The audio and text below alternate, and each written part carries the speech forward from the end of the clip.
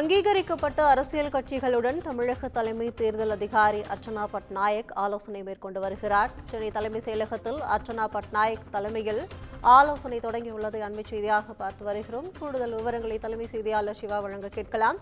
வணக்கம் சிவா, இந்த ஆலோசனை எதன் குறித்து நடைபெற்று வருகிறது? விரிவான விவரங்கள். அங்கீகரிக்கப்பட்ட அரசியல் கட்சிகளோடு தமிழ்நாடு தலைமை தேர்தல் அதிகாரி அர்ச்சனா பட்நாயக் தற்போது ஒரு ஆலோசனை.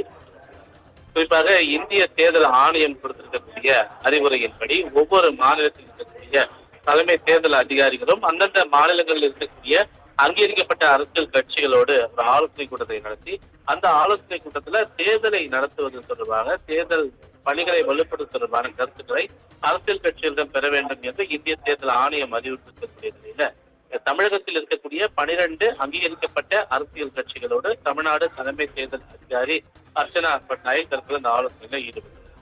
குறிப்பாக இந்த ஆலோசனை கூட்டம் தலைமை தேர்தலில் இருக்கக்கூடிய பழைய கூட்டரங்கில் நடைபெற்று வருகிறது. ஆலோசனை கூட்டத்தை பொறுத்தவரை 12 அங்கீகரிக்கப்பட்ட அரசியல் கட்சிகள், அதாவது திமுக, அதிமுக, காங்கிரஸ், பாஜக, மார்க்சிஸ்ட், இந்திய கம்யூனிஸ்ட், தேமுதிக, விடுதலை சிறுத்தைகள், நாம் தமிழர், ஆம் ஆத்மி, பகுஜன் சமாஜ், தேசிய மக்கள் கட்சி ஆகிய இந்த 12 தேர்தல் ஆணையத்தால் அங்கீகரிக்கப்பட்ட கட்சிகளோடு தலைமை தேர்தல் அதிகாரி இந்த ஆலோசனையை நடத்தி வருகிறார். குறிப்பாக இந்த ஆலோசனை கூடத்தை பொறுத்தவரை தேர்தல் நடைமுறையில் இருக்கக்கூடிய பல்வேறு சிக்கல்கள் தொடர்பாக அரசியல் கட்சிகள் தங்களுடைய கருத்துக்களை எடுத்து முன்வைக்கலாம் என்றும், அதே போல தேர்தல் நடைமுறைகளை வலுப்படுத்துவது தொடர்பான கருத்துக்களையும் முன்வைக்கலாம் என்றும் குறிப்பிடப்படுகிறது.